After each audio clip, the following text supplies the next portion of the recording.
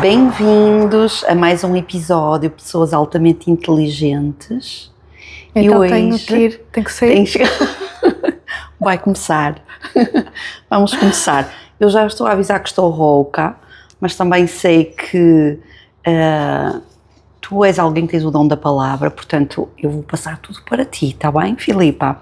Fazer se enganar. Filipa, vou ler aqui a pequenina bio que tu me enviaste. Filipa do Passo atua na área da medicina estética no encontro entre ciência e consciência. Amo. Com uma visão integrativa da beleza como equilíbrio entre corpo, emoção e espiritualidade. Eu tenho tanta coisa para acrescentar aqui na tua bio, Filipa. Tens? Tenho. Tu és a pessoa que nas suas consultas envolve, és a psicóloga, és a mentora, és a terapeuta, és aquilo que é tão difícil de encontrar, que é a pessoa que está em presença, que ouve e que está por inteiro com alguém. O mundo não existe mais. E, portanto, tinha que acrescentar aqui isto à tua bio, que eu espero que tu passes a usar isso nas outras bios quando te pedirem, está bem? Eu vou usar. Então diz-me, Filipa, quem é a Filipa? Começamos aqui por esta questão, esta pergunta tão difícil às vezes de responder. É mesmo, sabes? Porque nós aprendemos muito a definir-nos por aquilo que fazemos e não por aquilo que somos, na realidade. E eu aprendi isto contigo, Isabel. E é assim, a Filipa é fogo e água, que foi uma coisa que eu descobri há muito pouco tempo, muito envolvida por tudo aquilo que tu me passas e por uma necessidade muito grande de efetivamente me entender e de perceber porque é que eu às vezes reagia assim e não reagia como era expectável na maior parte dos casos, porque nós temos tendência a exigir que o outro se comporte à minha imagem. E então a Filipa é isso, é uma mulher determinada, focada, gosto muito daquilo que tu disseste, da presença, eu tento mesmo fazer isso cada vez mais e estou tão grata. Este início de ano para mim foi assim absolutamente fascinante, porque eu reencontrei-me, eu até chorei de emoção. Eu acho que partilhei isso contigo, para além de outras coisas que eu partilhei, não é de uma foto fantástica que eu partilhei contigo. Que eu depois vou colocar no YouTube. Pessoal do YouTube, fiquem atentos à foto que eu vou colocar, que eu vou deixar lá. Porque eu de repente apaixonei-me, e nós, por mim, e nós temos muita dificuldade de o verbalizar. E então foi este encontro, sabes, este perceber que quando estamos aqui, em presença, tudo faz sentido e tudo é motivo de gratidão, que foi uma coisa que eu dizia muito, mas sentia muito pouco. Porque nós temos muita tendência, não é, a falar, a dizer eu amo-te ou eu estou grato, é sempre da boca para fora e muito poucas vezes é da boca para dentro. E então eu encontrei-me aí. Uau! E sou isso, sou gratidão e sou presença mesmo. Que bonito e que partilha honesta de trazer essa consciência que nós, muitas vezes, nós mentalmente entendemos as coisas ou achamos que entendemos como o facto de sermos gratas por algo, mas a aprendizagem não está feita porque se não houver a emoção, ela não é integrada no nosso corpo e no nosso sentir, e que partilha tão honesta, dizeres que o dizias muito, mas que nos últimos tempos tens percebido que o que estás a sentir verdadeiramente e que entendes a gratidão de outro lugar. Mesmo. É mágico, sabes? Fala-me um bocadinho, achei tão giro, esta fusão impossível do fogo e da água. Fala-me à tua medida. O que é isso? Olha, eu percebi que sou mesmo a ação. Há uma coisa que me assusta. A maior parte das pessoas tem medo de agir. Eu tenho medo de parar. E eu não me sabia encontrar aí. Era um lugar que eu não entendia, esta necessidade e esta ânsia de ir e eu percebi que eu não me identifico e não me enquadro com a mediocridade. Não dá para mim. E conseguir ver-me dessa forma e entender que essa é a minha natureza, que essa é a minha essência e que está tudo bem. Não nascemos todos para ser pessoas inteligentes, não nascemos todos para ser brilhantes, que o medíocre também tem um lugar e tem um lugar mágico também, porque tudo faz falta, tudo é necessário e tudo se encontra. E então, eu quando me encontrei aí, percebi que também, às vezes sou água, também consigo ser um bocadinho de calmaria, principalmente para os outros, para mim não, que eu gosto de ir. Mas também consigo ver deste lado agora da gratidão e da presença. Eu acho que essa é a minha água a falar. E eu posso falar aqui um bocadinho dos signos para que as pessoas entendam, porque foi aí que eu me encontrei. Foi nas leituras do mapa astral contigo que eu comecei a entender aquilo que eu sou, o que era para mim impensável. Eu até te encontrar, eu lia a astrologia assim muito generalista e via-me em alguns pontos, mas como é tão assim generalizado, tu não te vês ali muitas vezes, não é? Porque é para todos, não é para mim. E quando tu fizeste para mim, começaram-se a abrir muitos caminhos no meu ser e no meu coração, sabes? E eu comecei a entender, caramba, isto sou tão eu. E eu não tinha mais que ter medo de ser quem era. Então eu sou isso, esse fogo de ir, de fazer, eu não gosto de parar na minha aprendizagem, de parar, mesmo estar na mesma casa muito tempo. Eu também já percebi, eu já mudei de casa montes de vezes, já mudei de país. E de país, exatamente. Portanto, isso é o meu fogo a falar. Mas depois também gosto muito da minha família, também gosto muito de estar na minha solitude, adoro a minha solitude cada vez mais. Eu antigamente sentia-me sozinha, hoje em dia já me aprendi a conhecer tão bem, a estar tão bem comigo e amo-me tanto, Isabel. Uau. E isso veio contigo, sabes? Uau. Que eu adoro estar nos meus momentos de solitude, mas também adoro estar com os meus, com as pessoas que me dizem, mas já não faço fretes por ninguém. Se eu não gosto daquela pessoa, não me enquadro, agradeço o convite, mas não vou.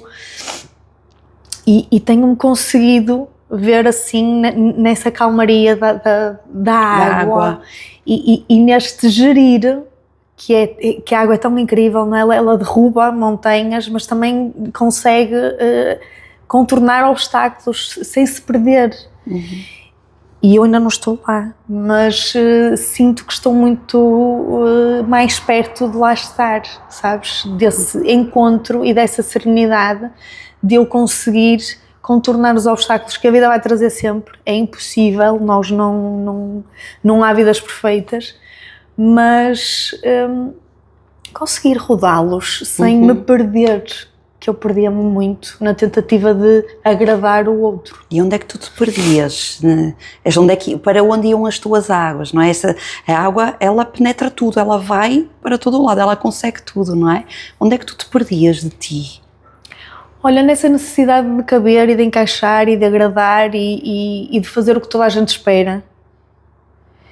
E de caber em padrões, por exemplo, e tu falaste há bocado na medicina estética, não é? Que as minhas consultas são um bocadinho diferentes. Eu no início tinha um bocado de vergonha de expor, porque é um mundo tão beauty, tão fashionable, que eu não sou nada disso. Então, encontrar-me aí agora, para mim, é assim uma vitória enorme, mas era aí que eu me perdi, era nessa tentativa de encaixar naquele modelo de a médica de medicina estética tem que andar de roupa impecável, tem que andar de tacão alto, tem que andar no meio de coisas caras, tem que andar no meio de montras, tem que andar sempre arranjada e penteada. Não é que eu não gosto de me sentir arranjada, penteada e que não gosto de vez em quando vestir um tacão alto, um vestido, mas que isso não seja nunca aquilo que me define. Porque eu adoro andar no meio das cabritas, eu adoro andar no meio das ovelhas, eu adoro andar no meio dos bois, eu gosto da natureza. E porque é que uma médica que faz e que cuida da beleza do outro não pode andar na natureza? Nós somos natureza. Então era aí que eu me perdi muitas vezes, e na necessidade de agradar a família também, não é? Porque a minha mãe espera que eu seja assim ou assado, e nós tentamos sempre caber. E eu cada vez me esforço menos para caber nas medidas dos outros. É muito bom caber em mim, e é aí que eu quero estar. E devo-te isso a ti. Obrigada se eu pude participar em alguma coisa, obrigada. Às vezes a vida coloca-nos em determinados ambientes que é um ambiente que nós devemos transformar, que é isso que eu vejo em ti, que é aqui que eu estou a ser semeada, estou a ser plantada, a vida me levou para aqui, que efetivamente é um mundo e que nós vemos que é muito fácil perderem-se e ficar no vazio, mas que nesses ambientes é onde nós devemos perceber onde nós podemos fazer a diferença. Porque não vai ser no meio das cabritinhas, não vai ser no meio das ovelhinhas. Entendo. Não é? Então é ali que eu posso deixar a minha marca, é ali que eu posso fazer diferente, independentemente de tudo o que está à minha volta e daquilo que é categorizado nesta minha atividade profissional. Sentes isso? Eu sinto isso, que tu vens efetivamente fazer a diferença. Olha, cada vez mais sinto isso. E eu não sei muito bem em que ponto, mas eu acho que tem muito a ver contigo. Começou a haver uma mudança efetiva aqui no meu mindset. E eu sinto que sim. Eu sinto que quando chega alguém para fazer um procedimento estético e eu começo a desconstruir toda aquela imagem e começo a ir ao fundo, a tirar camadas, não é? Tentar perceber, tentar entender aquela pessoa, e às vezes acabo por nem fazer procedimento nenhum. Era exatamente isso que eu ia perguntar e que eu queria que respondesses, que se tu já te recusaste a fazer algum procedimento estético que te tenham pedido. Montes de vezes.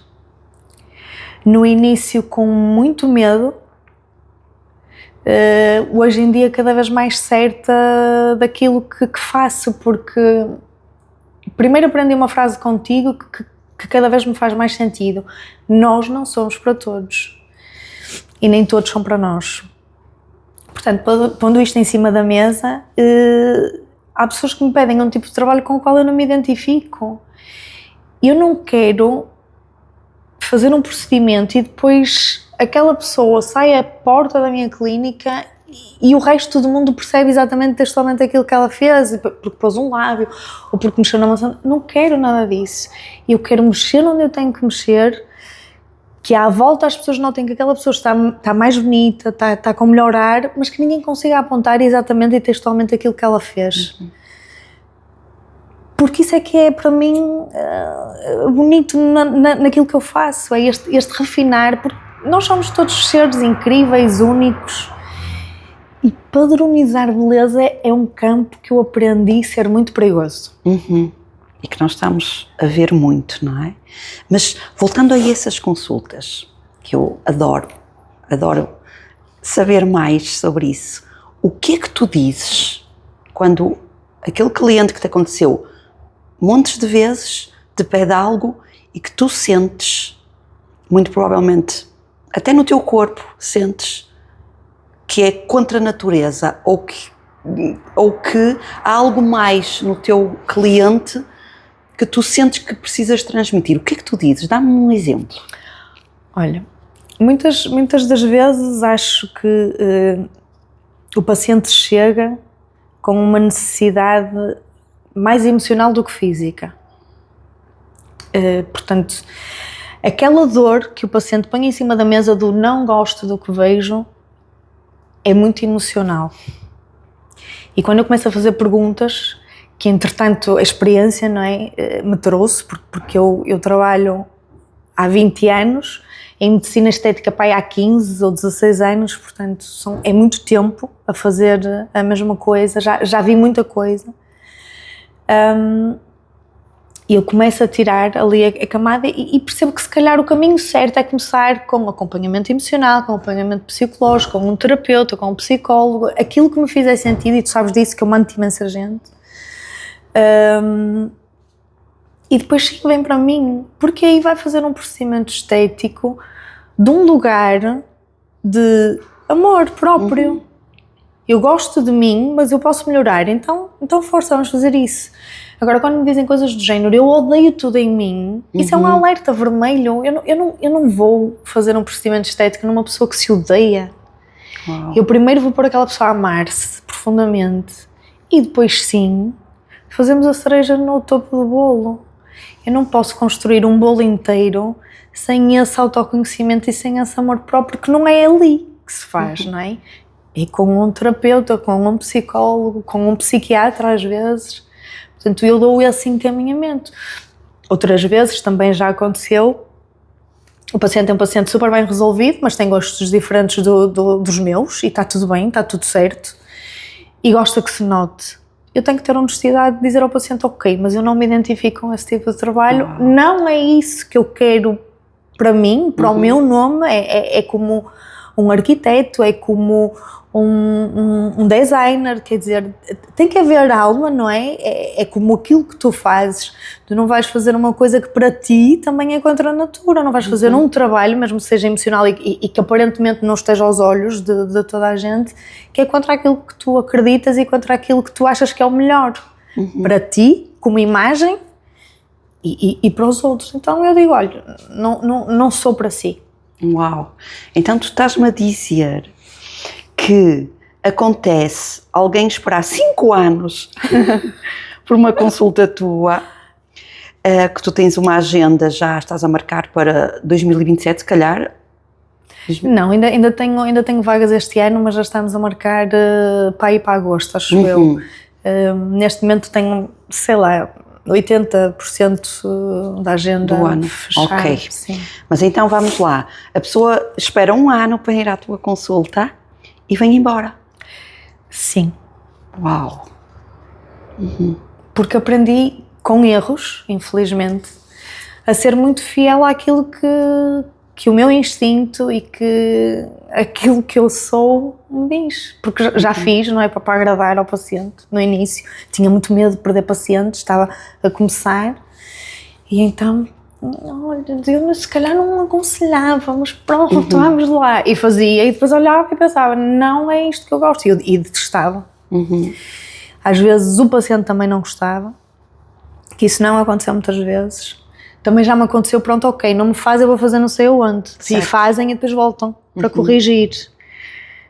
Portanto, eu já aprendi que devo ser fiel àquilo que sinto, devo ser fiel às minhas convicções, devo ser muito transparente com o paciente também, honesta, porque às vezes há tratamentos, também já disse não por isso, não é? E eu identifico um problema e digo, olha, o melhor tratamento para isto é um equipamento que eu não tenho aqui, ou é um tratamento que eu não tenho. Por exemplo, há pacientes que têm indicação cirúrgica, não é? Tem que ter essa frontalidade e essa honestidade.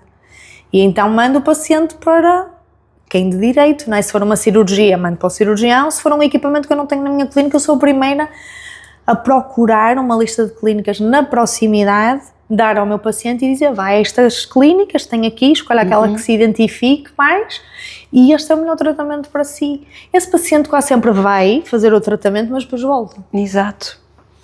Sim. É confiança. Eu recebo imensa gente que me envias e grande parte dessas pessoas dizem-me exatamente a mesma coisa, que é, eu não sei o que é que a doutora Filipa tem, mas ela viu efetivamente que eu tinha aqui esta situação emocional e, portanto, eu estou aqui, ou seja, ele já vem meio preparado para a minha consulta, o que é muito bonito. Eu sei também que, muito pelo teu fogo, tu és uma apaixonada por aprender, descobrir, e investes muito em formação, Queres-me falar um bocadinho sobre isso, daquilo que tu puderes partilhar, o que é que tu procuras, o que é que te motiva, porque tu vais para o outro lado do mundo para aprender se for preciso. Sim, é verdade. Eu adoro aprender. Acho que não vou ter vida suficiente para aprender tudo aquilo que eu queria. Mas sim, vou por onde eu acho que tenho que ir. Também já aprendi isso, não é? A seguir o meu fogo. E estes anos todos têm sido feitos e a experiência também foi construída com base em muita coisa que eu fui aprendendo com profissionais da área que são referência para mim, mas também comecei a perceber que somos um todo e que se não tivermos um bocadinho de conhecimento, não temos que ser e aprofundar conhecimento em tudo, porque isso é impossível, mas eu para te conseguir reencaminhar pacientes, eu tive que primeiro também trabalhar em mim, e faço psicoterapia há 20 anos, mas também fazer formação, e tu sabes disso, que fiz formação contigo também. E isso traz-me aqui, se calhar, um diferencial comparativamente com outros colegas, porque eu sei detectar, eu sei diagnosticar.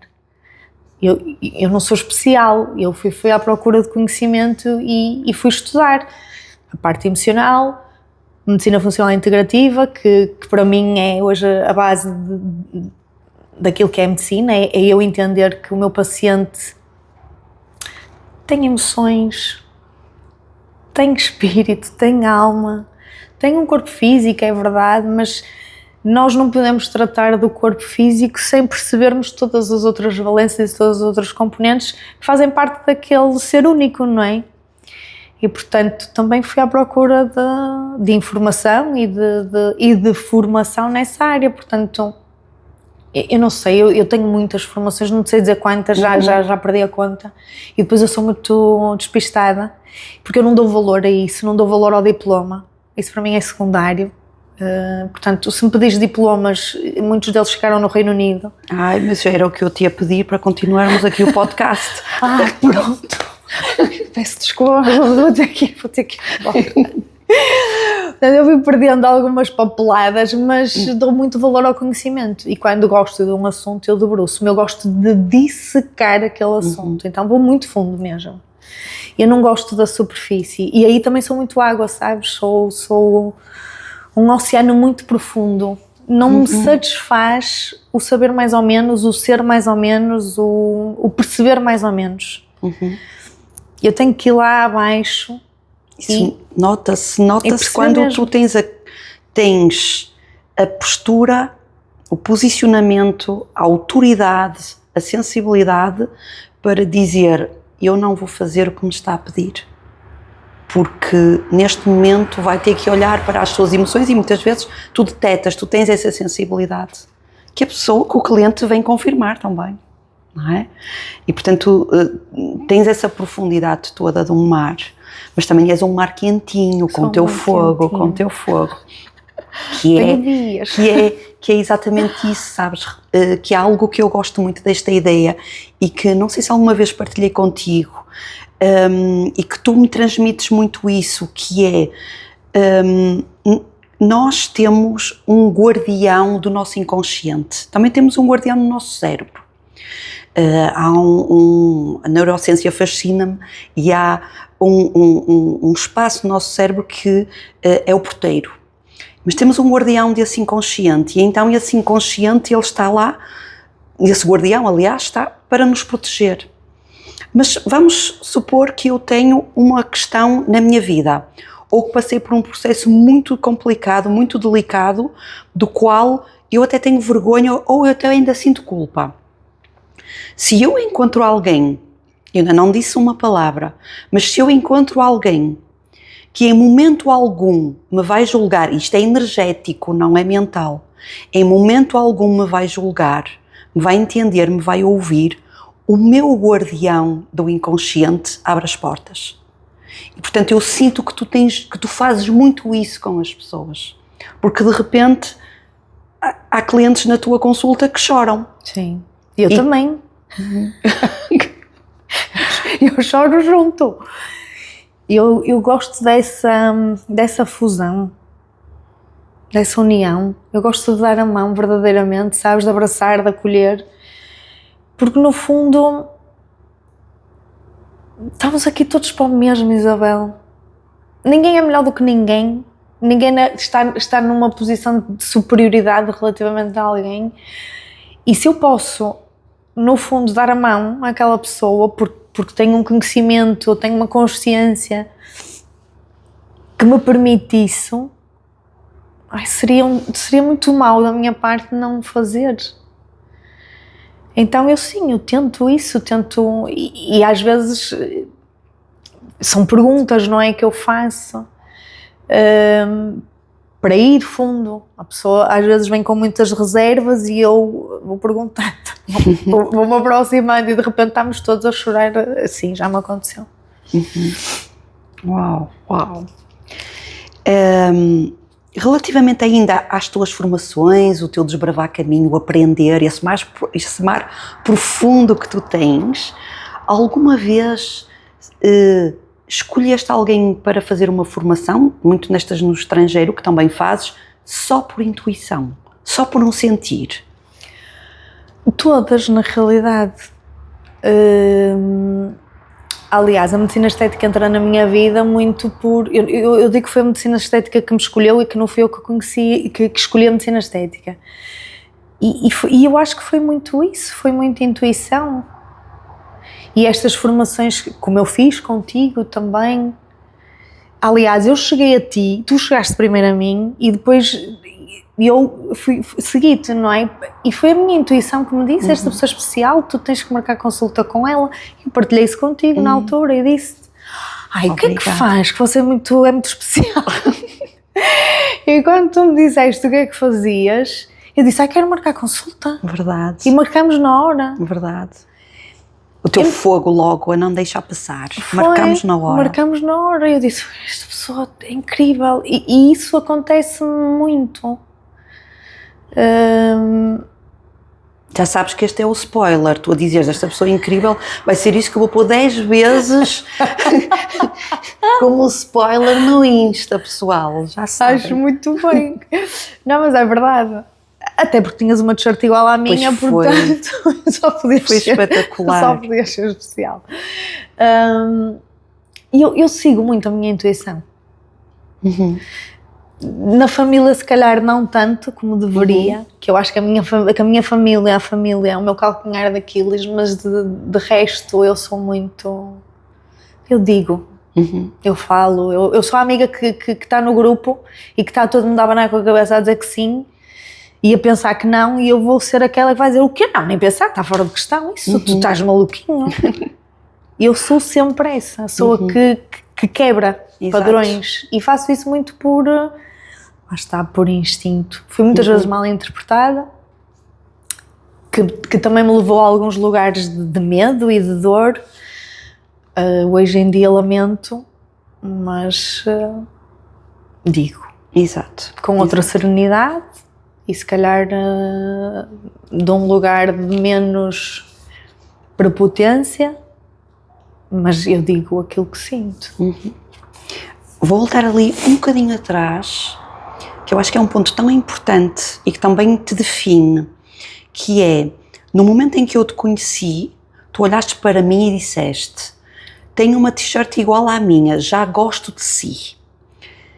Aquilo que energeticamente eu senti foi, eu fui vista. Portanto isto marca uma diferença gigante.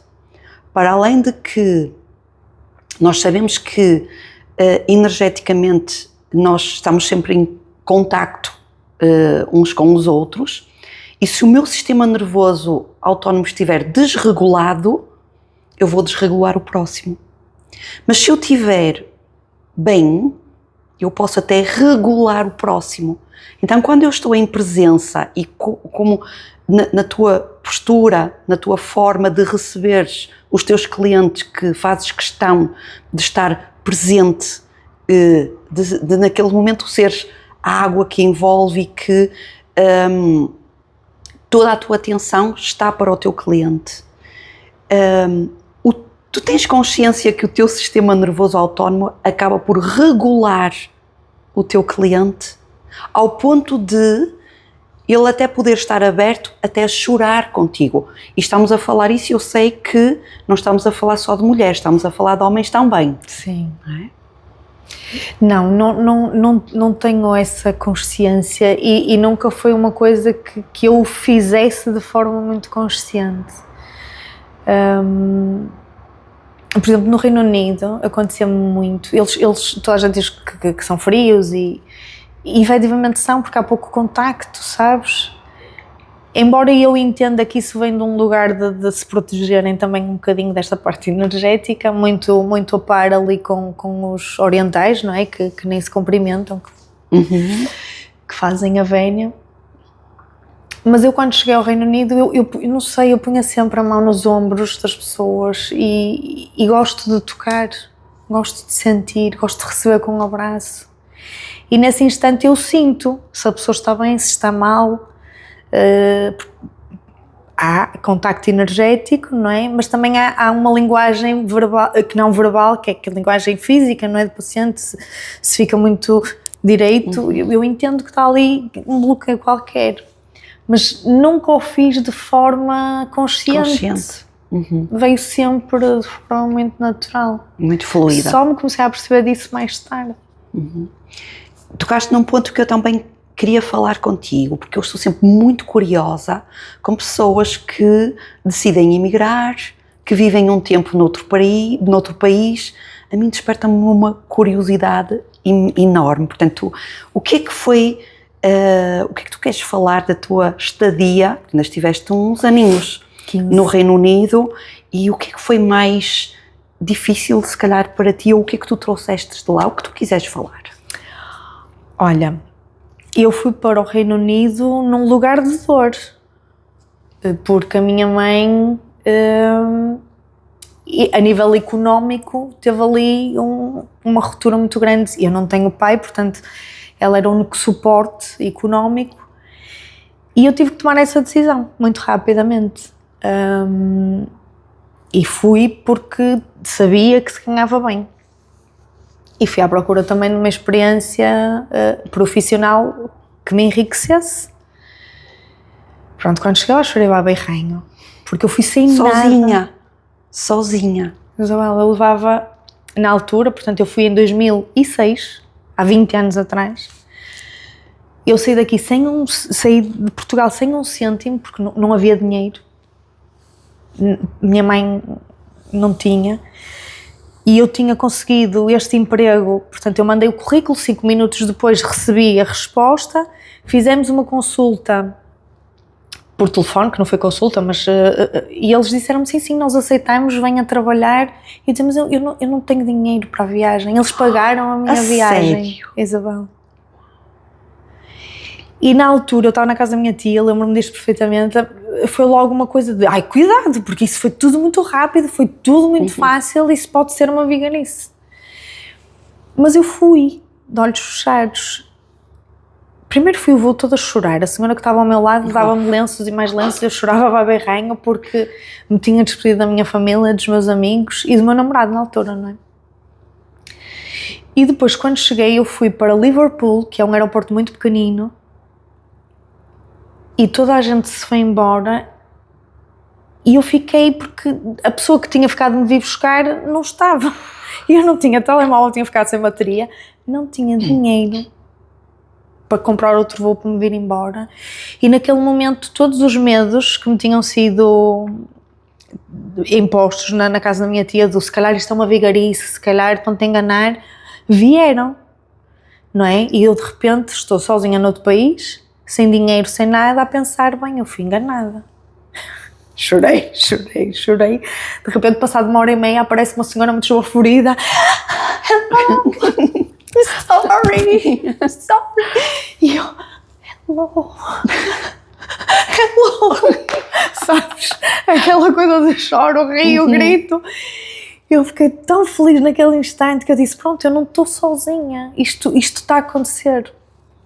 E aquela senhora levou-me, recolheu-me, não é, em casa, levou-me para a casa dela e nós no dia a seguir fomos pagá-los para uma terrinha muito pequenina, chamada Gorsainen, no sul, muito perto do mar, e foi muito gira a experiência, a sério. Fui recebida pelo dono da clínica, que era um senhor que se estava a reformar, e que me acolheu como filha. Ele chamava-me Daughter Number 3, ele e a família, porque eles tinham 2 filhas, mas viviam em Londres, e portanto eu fiquei com a família e fui muito bem tratada, até encontrar um apartamento para viver sozinha, não é? Mas foi uma experiência muito, muito bonita, muito rica. Claro que nos primeiros dias eu chorava muito, porque para mim tudo era difícil, não é? De repente ter que falar só em inglês, e nós temos muito aquela coisa de pensar primeiro e depois verbalizar. Eu ficava exausta.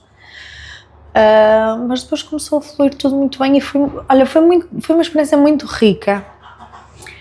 Conheci gente muito bonita, percebi que os ingleses não são frios, são pessoas incríveis também, há de tudo como aqui, e que na sua grande maioria querem mesmo ajudar e querem mesmo facilitar a tua vida e querem mesmo que tu pertenças e que tu faças parte, e eu senti-me sempre muito acolhida lá.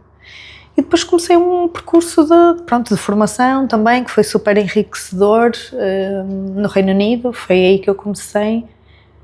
Isso foi-me abrindo portas para outros sítios do mundo.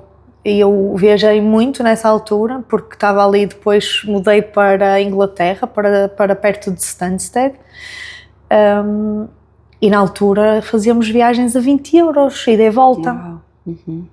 Portanto, eu viajava muito. E conheci muita coisa, fiz muita coisa, senti que ganhei asas aí, sabes? E que comecei a voar. E aprendeste alguma canção gaélica que possas cantar? Não, só sei dançar. Adoro. Tens alguma situação caricata dessa altura? Porque eu sei que tu és uma pessoa. Tenho montes. Que as tuas histórias, eu não sei porquê, que ainda não escreveste um livro, porque tu tens imensas histórias, e isso acho que é tão rico numa pessoa. Tu tens assim alguma que te venha de repente assim à mente dessa altura que tu vivias fora? Tenho. Uma delas foi... Já me vou rir antes. Uma delas foi uma senhora que vinha com os 2 filhos, não é, pequeninos, a uma consulta, e de repente diz-me: eu tenho que lhe dizer uma coisa, eu tenho que confessar uma coisa, eu sou viciada em coca. E eu logo, não é? Ela disse: I'm addicted to coke. Pois. E eu vou estudá-la, e vou encontrar um centro de recuperação, porque isso não é bom nem para os seus filhos. E ela de repente já está a rir, e ela: não, Coca-Cola. E eu: ai, pronto, ok, não há problema então. Isso resolve-se fácil. Uau. Opa, outra muito gira também era um senhor que ele não era ali porque eles têm pronúncias muito diferentes. Ele não era de Gales, ele era de cima da Escócia. E eu não percebia patavina do que o senhor dizia. Mas a minha assistente ria-se muito, então eu ria-me também. Até que um dia ele chegou lá e eu ri-me, como fazia sempre, sem perceber metade do que ele dizia, e a minha assistente a dar sinal não. E eu parei, não é? Tipo, ok, o que é que se passa? Fiz o que tinha a fazer, o senhor sai e ela: tu sabes o que é que ele disse? Eu disse: não percebi patavina. E ele disse, Filipe, ele disse que o filho foi internado numa casa de tolos. E eu tinha-me partido a rir. Ok, uau. Opa, muita coisa. E depois eu era muito divertida. Eu dançava muito, pinchava muito. Os pacientes depois riam-se. No início entravam no gabinete e davam um passo atrás, porque achavam que eu era super nova para estar ali, para fazer o que estava a fazer, e perguntavam montes de vezes: mas és tu mesmo? E eu: lamento. Mas sou eu. Uau. Isso aconteceu imensas vezes. Depois, claro, como era um meio pequenininho, eu comecei a ficar conhecida, e as pessoas já passavam e traziam-me carne, e traziam-me ovos, e traziam-me aquilo que tinham, porque muitos deles eram dali, tinham lojinhas, e traziam-me, pronto, sempre coisinhas. Isso é muito giro, porque isso é uma coisa que se mantém até hoje. E eu fico muito grata. Isto vem mesmo de um lugar de muita gratidão, porque eu acho mesmo, e peço desculpa se eu vou dizer aqui uma asneira, não pensem que eu estou a ser arrogante ou prepotente. Eu acho que sou daquele tipo de médicas, devo ser das que ganham mais presentes. Eu quase todos os dias recebo um presente, sabes? Isso vem da Inglaterra.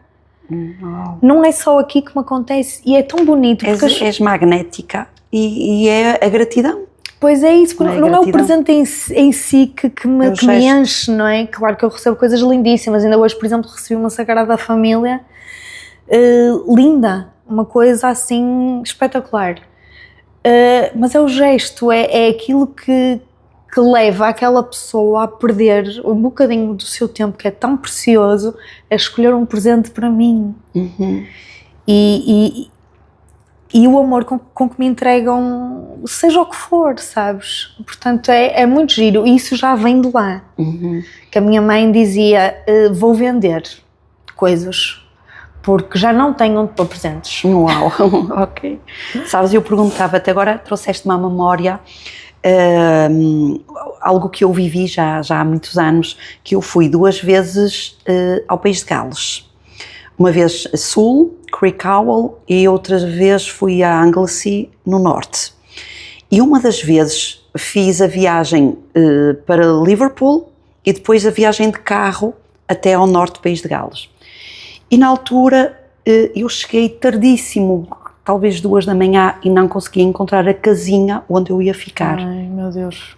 Estava desesperada porque... Era tudo igual, não é? Era tudo igual, e depois era um lugar, não havia nada, não havia casas, e então consegui encontrar uma casinha que tinha luz e fui lá bater à porta. Aparece-me um senhor, pai, com 80 anos, e eu a explicar-lhe onde é que tinha a casa, e ele percebeu, ele disse, é já ali, então eu vou levar. Não andamos meia hora.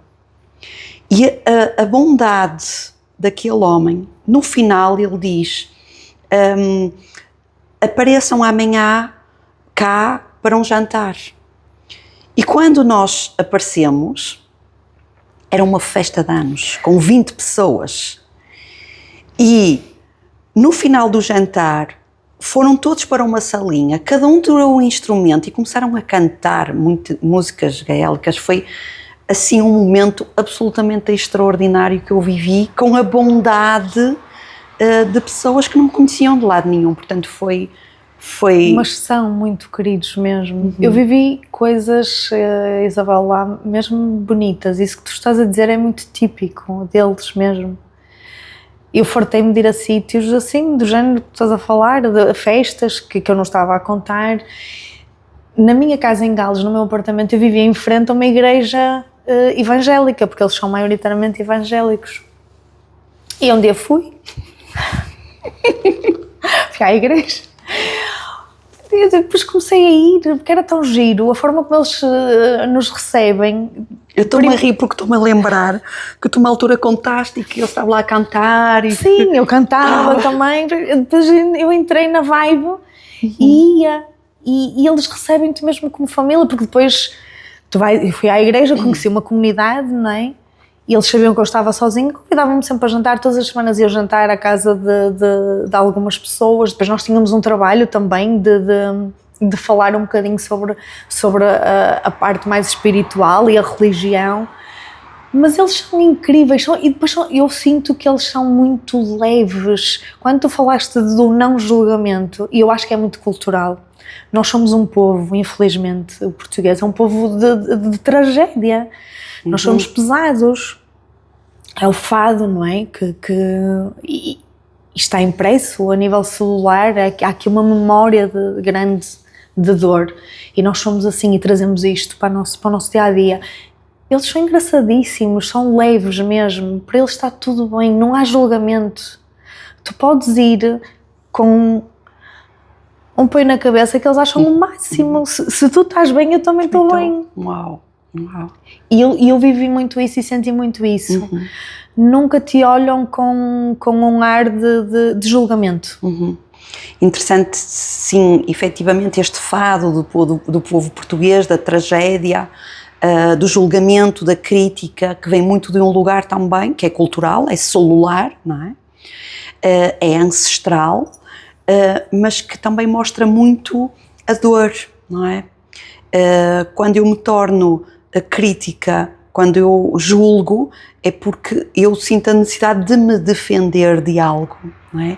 E muitas vezes eu acredito que isto vem de um lugar em que, se calhar em criança, para além de tudo o resto, não é? E de ser cultural, aquela criança não foi vista na sensibilidade dela, num tipo de inteligência que ela tinha, então ela aprendeu a defender-se. E eu reconheço muito isso em mim, de alguma forma, de ter que trabalhar e ter que ter trabalhado muito esta parte do julgamento, da crítica, porque quando nós fazemos isso para com o outro, estamos a fazê-lo connosco também. Mas tu sentes que o teu caminho e esses anos que tu viveste no Reino Unido, que te moldaram ou que te trouxeram de volta a ti até... Olha, Isabela, essa é uma pergunta bem interessante de fazeres. É óbvio que me trouxeram onde eu estou hoje e que me trouxeram aqui, não é? E é inegável isso, não dá para... Somos resultado daquilo que vivemos, não é? Mas eu fui uma criança muito... Tu estavas a falar da criança e da dor, eu fui uma criança mega feliz, apesar de ter crescido com uma família muito religiosa, porque viemos de uma família de padres, e eu cresci de uma forma muito leve. Portanto, eu não tinha essa amargura. Essa amargura veio já numa adolescência tardia, em que eu perdi meu pai com 13 anos, não é? E claro, a minha mãe, coitada, sozinha, com 2 filhos, ficou sem ninguém aos 37 anos, não é? E depois também não tinha apoio familiar, porque as irmãs da minha mãe estão fora, emigradas, na África do Sul, praticamente desde sempre. Portanto, quando o meu pai faleceu, elas não estavam cá. A mãe da minha mãe também não estava cá, não vivia no país, vivia no Sudão. E o pai da minha mãe tinha outra família, portanto também não lhe dava muito apoio. A minha mãe teve que ser pai e mãe, e nessa tentativa de cobrir todas as frentes, ela perde-se também, não é? E ao perder-se, inevitavelmente influencia um bocadinho aqui o caminho dos 2 filhos que estavam a cargo dela, e nós, por repetição de padrão, também nos perdemos um bocadinho, não é? É óbvio que eu hoje em dia agradeço tudo aquilo que a minha mãe fez e tudo aquilo que a minha mãe é, porque eu admiro imenso a minha mãe. Acho que a minha mãe é uma mulher extremamente corajosa, é uma mulher de uma força, olha, incrível mesmo. Tenho muita admiração por ela, com tudo aquilo que ela viveu e com tudo aquilo que a minha mãe passou. Ela fez praticamente o impossível, que foi criar 2 filhos que conseguem ter esta visão e esta amplitude e este abraçar e este não julgamento. Nós podemos ser muito amargos, e houve ali um momento em que fomos realmente, porque ficámos revoltados por perder o nosso pai, não é? Num acidente em que ele não teve culpa nenhuma, foi culpa do outro carro, não é? Que vinha em excesso de velocidade e se despistou. E claro que ficámos ali um bocadinho revoltados, e eu, quando fui para a Inglaterra, e eu acho que ainda fui nesse lugar de dor também, pela história toda que tinha vivido, porque fazer o meu curso foi difícil. Eu fiz o curso todo a trabalhar e a estudar, e porque fui por necessidade, não é? Não foi uma decisão, pronto, olha, apetece-me ir, eu até ganho bem aqui, estou bem, mas quero novas experiências. Não, eu fui porque quase que fui obrigada a ir. E aí começo a reconstruir a Filipa e a voltar lentamente para mim. Foi em 2006 precisamente que eu procurei pela primeira vez ajuda psicológica, e passei um bocadinho por tudo. Fiz hipnose, fiz regressão, Fiz constelações contigo já, leitura de mapa astral, consultas de psicologia clínica normal, portanto fui fazendo um percurso não estático, fui andando e lá está, a vida foi-me levando sempre. Eu acho isso incrível. Eu quando olho agora para trás, acho que a vida foi tão incrível, tão generosa comigo, Isabel.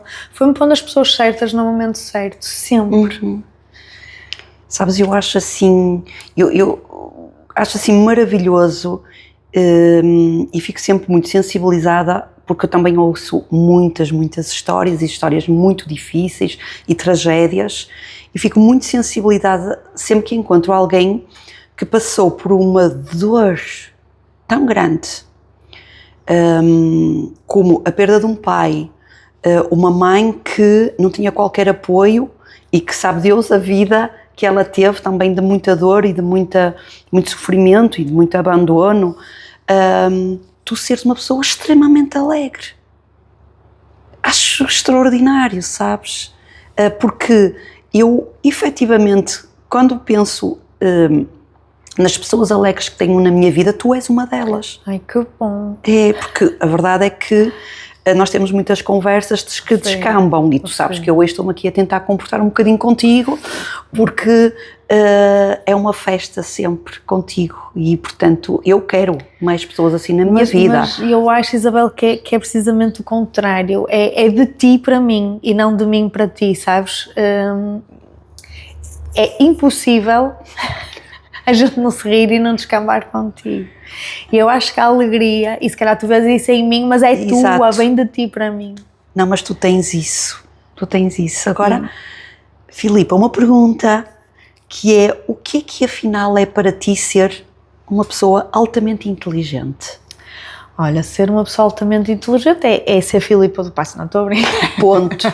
Final. Parágrafo. Não, estou a brincar.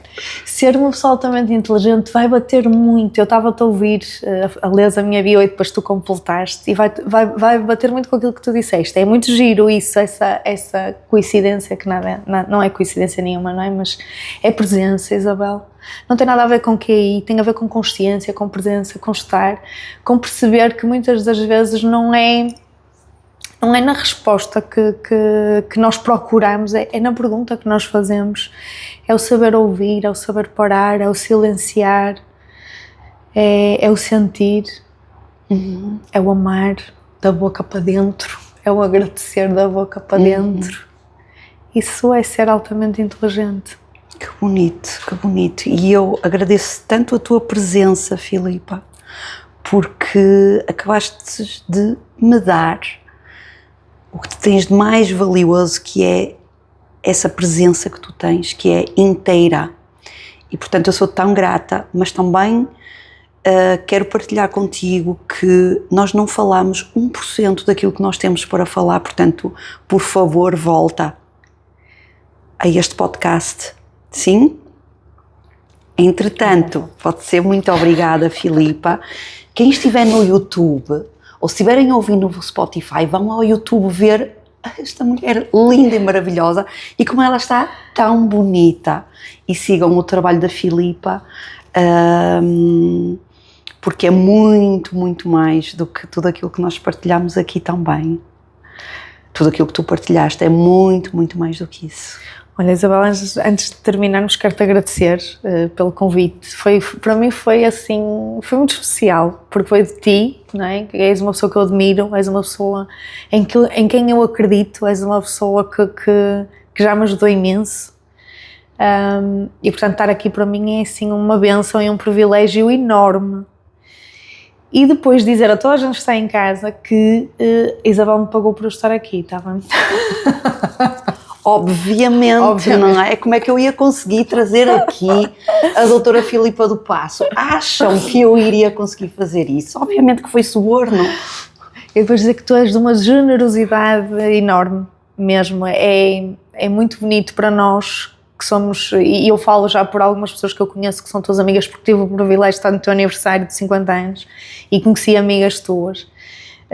E tu és de uma generosidade incrível, tu falas sempre de um lugar de amor e é muito bonito isso, porque não somos maravilhosas, Aqui a Isabela é que vê tudo de um lugar assim muito, muito bom e então é tudo maravilhoso à tua volta, mas és tu o espelho, sabes? Somos nós todos. Obrigada, Filipa. Obrigada, Isabel. E até breve, continuem desse lado.